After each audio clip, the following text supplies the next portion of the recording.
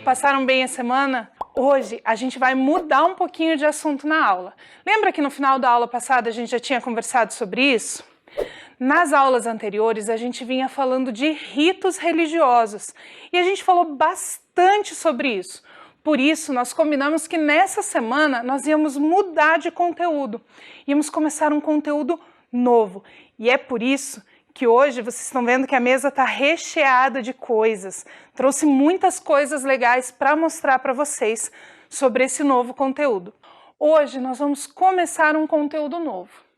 E olhando as coisas que a gente tem aqui na mesa, você consegue imaginar qual é esse conteúdo?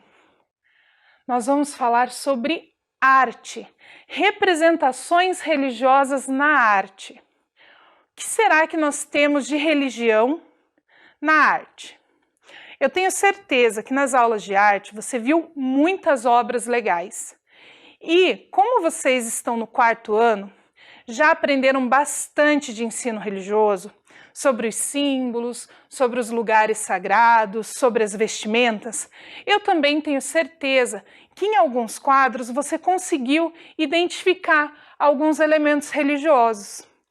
E isso é super legal, não é? Quando a gente começa a ver o mundo de um outro jeito, é o conhecimento que faz isso. Quanto mais você conhece, mais elementos você identifica. E isso só faz crescer o seu conhecimento. Então, a gente vai ver hoje algumas representações religiosas na arte. Mas, primeiro, a gente tem que pensar, o que é arte? O que será que é arte? Eu vou dar algum tempinho aí para você refletir sobre essa pergunta e ver se você sabe me responder. Então, pensa aí, o que é arte?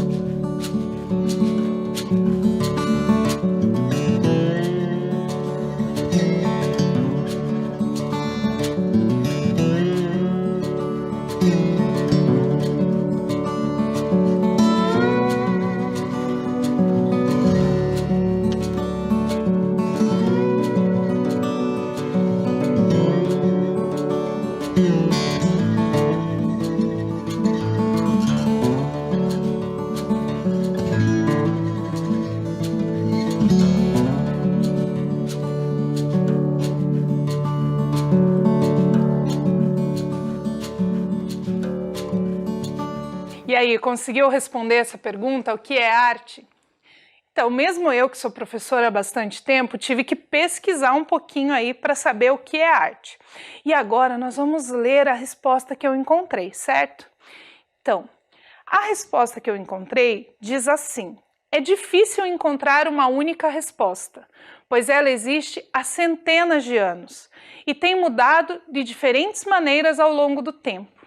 Então, o que o autor quis dizer com isso? Que a arte é muito difícil da gente definir, de dizer, ó, isso é arte, isso não é arte. Porque ela mudou muito ao longo do tempo. O que era considerado arte lá em 1200, talvez hoje não seja. E o que é considerado arte hoje, se a gente pudesse voltar no tempo, talvez para as pessoas mais antigas isso não fosse considerado arte. E muitas pessoas, quando pensam em arte, pensam em quadros grandes, esculturas em museus, em lugares que a gente não alcança. E muitas vezes a arte está mais perto do que a gente pode imaginar. Vamos ver mais um pedacinho do texto? No outro pedacinho do texto, o autor diz assim, que embora não haja uma definição específica, muitos consideram que a arte é algo que mexe com as emoções. Por isso, o assunto tem sido debatido ao longo da história. Então, o que ele quer dizer com isso? Que como a arte depende das nossas emoções, é muito difícil definir. Por isso, Muitas vezes, as pessoas chegam a discutir nas grandes academias, nas universidades, nos museus, se uma coisa é arte ou não é arte. Quando ele diz que depende das emoções, ele quer dizer que muitas vezes uma mesma obra, vista por pessoas diferentes, tem diferentes significados. Como exemplo, eu trouxe aqui para vocês conhecerem essa obra. Essa obra se chama Mulher com Pássaro. Num outro curso que eu dei para alguns professores, eu levei essa obra para os professores observarem. E cada professor viu uma coisa diferente representada aqui. Algumas pessoas relacionaram essa mulher com o pássaro a questões religiosas. Outras acharam a obra muito bonita. Outras já disseram que não era tão bonita assim. E para algumas, era só mais uma obra de arte sem muita importância. Porque quando a gente olha para um objeto de arte, depende muito do que a gente sente, daquilo que nós temos dentro do nosso coração, das nossas experiências, das coisas que a gente já estudou, das coisas que a gente já viu. Então, definir o que é arte e o que ela faz na pessoa que está observando é uma coisa muito difícil. Por isso, para definir a arte, a gente sempre pensa como essa obra se refletiu na pessoa que está olhando. Para o ensino religioso, isso é super importante. Nós, no ensino religioso, vemos a arte em diferentes possibilidades. Nós temos várias formas de analisar esses objetos de arte. Hoje, nós vamos ver alguns aqui. Então, a gente vai observar como que essa arte se reflete e se modifica também dentro das aulas de ensino religioso. Quais são os elementos de arte que nós podemos observar no ensino religioso? Combinado? O primeiro é a arte religiosa mesmo, que ela reúne obras artísticas de cunho religioso representadas por esculturas de santos e pinturas de passagens bíblicas. Essa arte religiosa, ela normalmente não está dentro dos templos, dentro das igrejas, dentro dos terreiros ou dentro desses espaços destinados à religião. A arte religiosa são produções artísticas que trazem, então, essas figuras religiosas, mas para a gente ter no museu, para a gente ter na nossa casa. A arte religiosa, ela não está destinada ao culto, ao rito religioso. Quer ver um exemplo? Essa estátua do Buda, por exemplo. Essa aqui eu ganhei de presente da professora Fernanda, lá da Escola Municipal Dona Lulu. Essa estátua do Buda, ela é uma arte religiosa, porque ela representa uma figura religiosa. Mas ela não foi feita para ficar dentro do templo budista, no altar, como objeto de veneração. Ela foi feita pelo artista para a gente ter em casa, para a gente ter na mesa do trabalho ou onde nós gostaríamos de colocar. Por isso, ela é arte religiosa, mas ela não está destinada ao espaço de culto. Quer ver um outro exemplo? O outro exemplo que eu trouxe aqui para a gente ver é essa aqui, que é a Nossa Senhora de Guadalupe. Quem fez essa Nossa Senhora de Guadalupe foi uma artista chamada Sueli Zanon. A Sueli Zanon, ela é mãe da professora Andréia Zanon, e ela que fez essa imagem da Virgem de Guadalupe. Essa artista, ela trabalha decorando os santos com essas pequenas pérolas e as pedrinhas. É uma arte religiosa, porque ela representa um santo da Igreja Católica, que é a Nossa Senhora de Guadalupe, mas ela não foi feita para a gente colocar dentro da igreja, lá no altar de veneração. Ela foi feita para a gente ter em casa ou no local de trabalho, assim como aquela imagem do Buda. Quando a artista fez essa imagem, ela estava pensando em representar essa santa de uma forma muito bonita, muito respeitosa. Por isso, essa obra aqui da Sueli Zanon é considerada arte religiosa, porque ela representa um santo, mas ela não foi feita para ficar dentro das igrejas. Um outro elemento que nós podemos ver dentro do ensino religioso e que vai tratar da arte é a arte sacra. A arte sacra, muitas vezes, nós vamos encontrar nos textos, na internet ou nos artigos, como um sinônimo da arte religiosa. Você lembra das aulas de língua portuguesa? O que quer dizer sinônimo? Será que você lembra? Sinônimo quer dizer que é a mesma coisa. São duas palavras que têm o mesmo significado. Nesse caso, apesar delas aparecerem como sinônimo, a arte religiosa é diferente da arte sacra. Por quê? Segundo o autor que eu estava pesquisando, a arte sacra são obras de teor religioso relacionadas aos rituais. Essa é a diferença entre a arte sacra e a arte religiosa. A arte sacra é aquela feita para ficar dentro do templo ou ser usada nos rituais. Ela é feita para ser usada naquele momento de culto, naquele momento de devoção. Como ela é feita para isso, eu não tinha como trazer nenhuma aqui para vocês, então eu trouxe algumas fotos. Por exemplo, essa foto, que é uma estátua do Buda, que fica dentro de um templo budista, e vocês podem ver ali na foto que embaixo tem algumas frutas, algumas flores. Por quê? Esta obra foi feita para ser colocada no altar, dentro do templo, e ser usada então como objeto de devoção durante os rituais. Essa é a diferença da estátua do Buda que a gente tem na foto para essa que eu trouxe aqui para vocês. Essa que eu trouxe para vocês, ela não foi feita para ficar dentro do templo como objeto de devoção. Ela foi feita como um objeto de arte, um objeto de decoração. Outro exemplo é essa imagem, que nós temos ali no centro uma cruz e uma imagem de Nossa Senhora.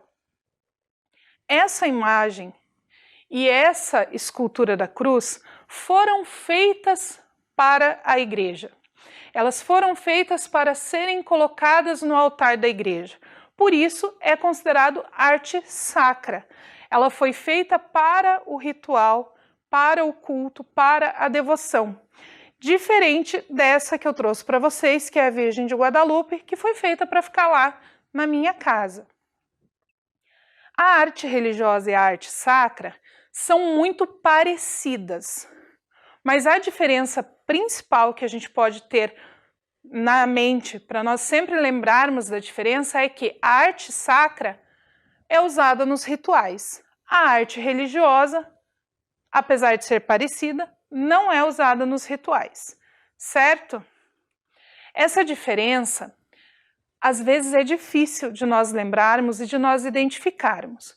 Mas quando a gente pensa aonde essa obra está. Por exemplo, o meu Buda, ele está aqui comigo no estúdio para gravação, enquanto que aquele outro da foto está lá dentro do templo. É isso que marca essa diferença entre essa produção artística. Mas as duas obras são muito importantes e elas têm essa característica de arte.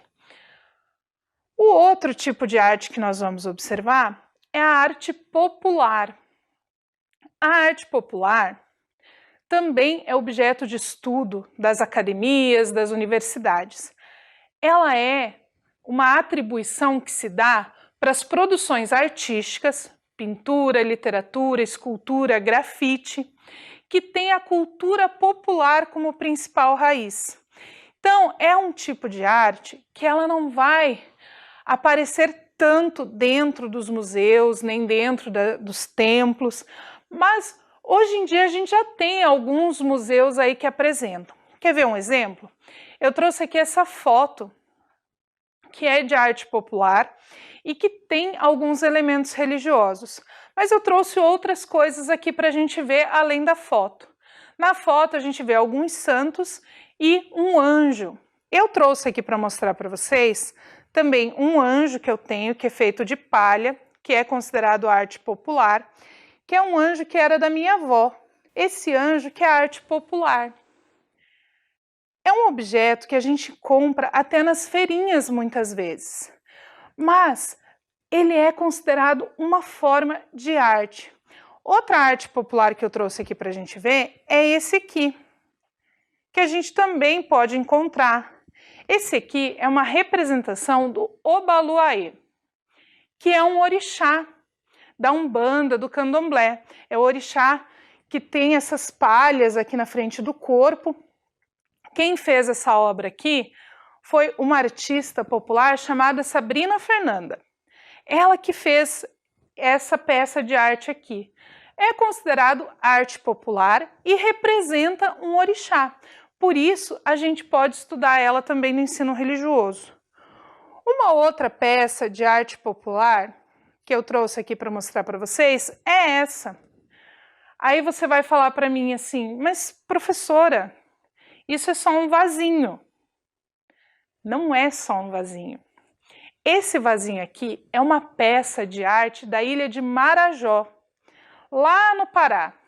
E ele representa uma réplica da urna funerária que os indígenas daquela região usavam para enterrar os seus mortos. Então, por mais que, para quem não conhece, para quem não tem esse conhecimento do ensino religioso, ele pareça só um vasinho, a gente sabe que é uma peça de arte popular e que traz uma representação de um ritual religioso. Quanta coisa para aprender só num vasinho, não é? Então, esse aqui, ele veio lá da ilha de Marajó, no Pará. É uma peça de arte popular que representa um ritual religioso. Não é usado no ritual porque é bem pequenininho, a urna funerária que eles usam é bem maior, mas é uma forma de representação. E uma outra forma de representação da religião dentro da arte são os elementos religiosos que aparecem nas obras, direta ou indiretamente. Às vezes o artista só estava retratando a paisagem, mas nessa paisagem nós tínhamos um elemento religioso, ou ele estava representando uma peça de literatura, e para isso eu trouxe algumas obras aqui para mostrar para vocês, que são essas obras aqui. A gente tem, por exemplo, essa, que é uma representação de um cordel. Esse cordel representa o sonho do medroso. Quem fez esse aqui foi o José Francisco Borges, lá do Pernambuco. Por que a gente traz isso como uma representação religiosa? O que a gente tem de elementos aqui que lembram questões religiosas? A gente tem aqui uma representação do diabo cutucando o medroso. É uma das coisas de que o medroso tem medo. E o diabo, apesar de ser uma representação do mal, é uma representação religiosa.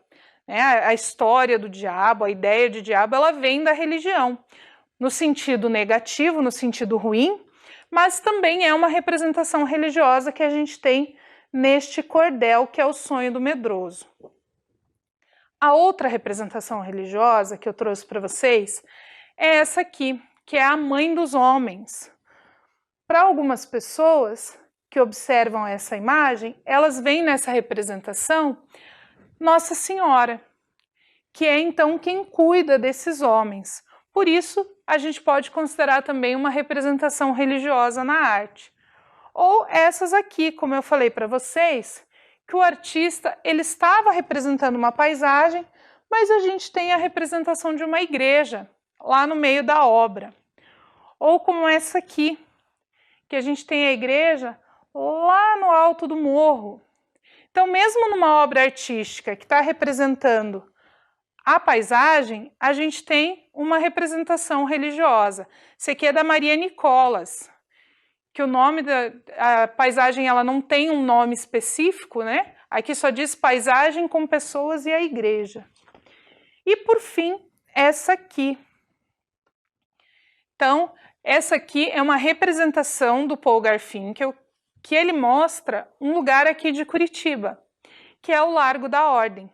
O Largo da Ordem, inclusive, é um lugar que recebe esse nome por conta dessa igreja aqui, que é a Igreja da Ordem de São Francisco das Chagas. Então, é uma representação de uma paisagem, mas que nós temos um elemento religioso dentro dessa obra. Por isso, ela também é usada lá no ensino religioso, quando a gente está falando das representações religiosas na arte. Agora pensa lá, será que você já viu alguma outra obra de arte que tem representações religiosas? Aqui eu trouxe para vocês só obras de artes visuais, né? Eu trouxe algumas esculturas, trouxe alguns elementos decorativos, trouxe algumas obras de fotografia, pinturas.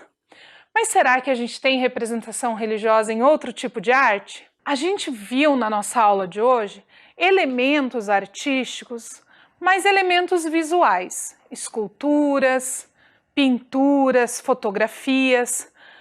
Sobre arte, a gente viu arte religiosa, a gente viu arte sacra, a gente viu arte popular e representações religiosas dentro da arte, que não era justamente esse o foco do artista, produzir uma obra religiosa, mas algum elemento religioso apareceu dentro daquela obra.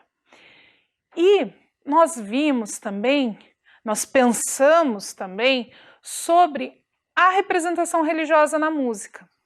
E na aula que vem, a gente vai ver várias formas de representação religiosa dentro da música. Por isso, você vai ter essa semana aí para pensar nas músicas que você conhece, conversar com a sua família sobre essas músicas e escolher uma para você representar no seu caderno, para você escrever a letra no seu caderno.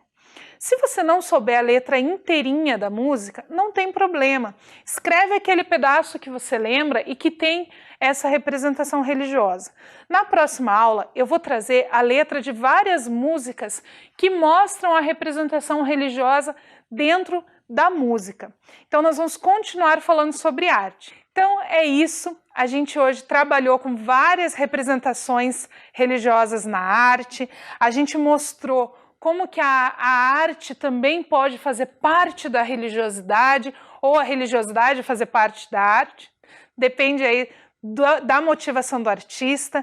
Nós vimos algumas obras que eu ganhei de presente de alguns artistas, né? Queria agradecer então à professora Fernanda que me deu esse Buda de presente, a artista Sabrina Fernanda que fez o Obaluayê para mim e a artista Sueli Zanon que fez essa imagem de Nossa Senhora de Guadalupe. Então, muito obrigada para essas pessoas maravilhosas que ajudaram a compor essa aula de hoje. Façam a tarefa para a gente poder trabalhar com essas músicas na semana que vem. Fiquem bem, lembrem de lavar as mãos, de tomar bastante água e nós nos encontramos na semana que vem. Em uma área de 4.435 metros quadrados, é um espaço inédito no Brasil, dedicado à educação para a prática agrícola sustentável em ambientes urbanos. O local reúne os mais modernos métodos de plantio de alimentos saudáveis sem agrotóxico. Energia solar. 72 módulos fotovoltaicos fornecem energia elétrica com potencial de geração de 30 megawatts por ano. Captação de água da chuva, sistema de captação e reservatórios com capacidade de 25 mil litros que abastecem o sistema de irrigação. Banco de alimentos, evita o desperdício de alimentos conectando doadores e entidades sociais e também recebe os alimentos produzidos na fazenda urbana. Cozinha Escola. Espaço para aprendizado no preparo, conservação, higienização, aproveitamento integral e aspectos nutricionais dos alimentos.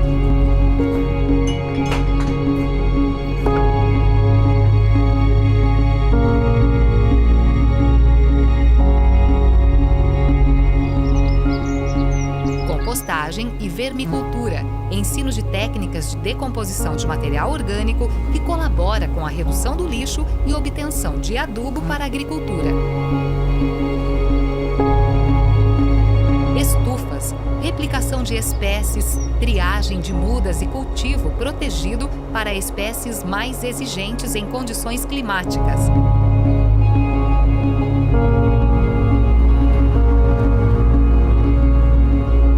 Agrofloresta, sistema que reúne as culturas de importância agronômica em consórcio com as plantas que integram a floresta. Um sistema agroflorestal é um sistema de plantio de alimentos que é sustentável e ainda faz a recuperação vegetal e do solo. Paisagismo produtivo, jardim onde plantas comestíveis, ornamentais e repelentes integram-se em harmonia. Área de canteiros. Canteiros executados com diversos materiais, formas e tamanhos para representar as várias possibilidades de agricultura no ambiente urbano. Espiral das sensações. Um jardim de plantas, flores, temperos, chás e plantas alimentícias não convencionais que proporcionam uma viagem sensorial. Canteiros de cadeirantes, área acessível para proporcionar ao cadeirante uma experiência plena de agricultura.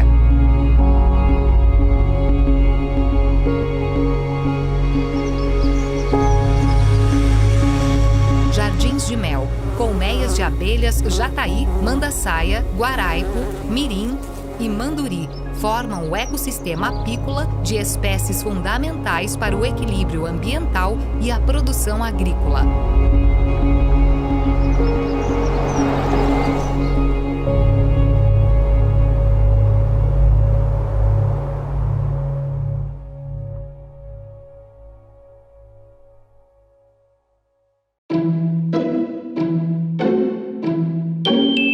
Era uma vez um lindo bosque encantado. E como em todo bosque encantado que se preze, ali vive uma bruxa.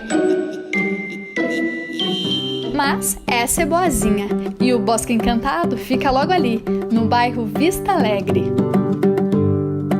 O Bosque Alemão reúne beleza, cultura e diversão garantida para toda a família. O espaço foi criado pelo prefeito Rafael Greca, em homenagem aos imigrantes germânicos que se estabeleceram na cidade a partir de 1833.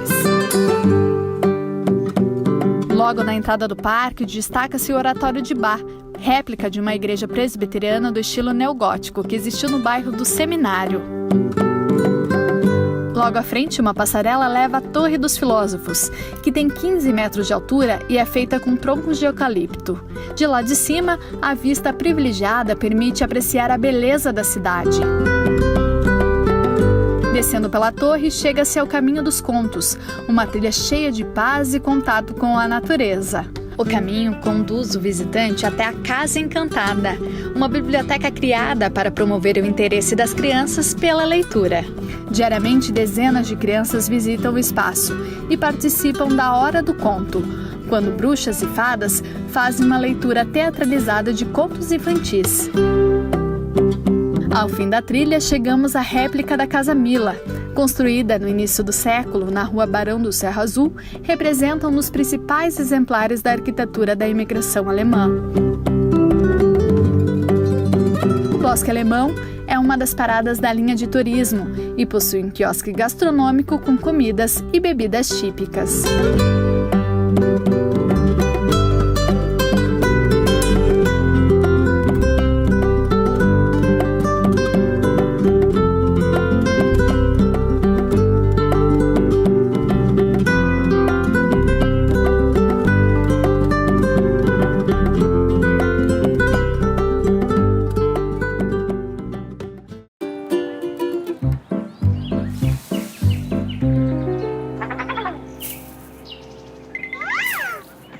A família Folhas está de volta com um recado para você.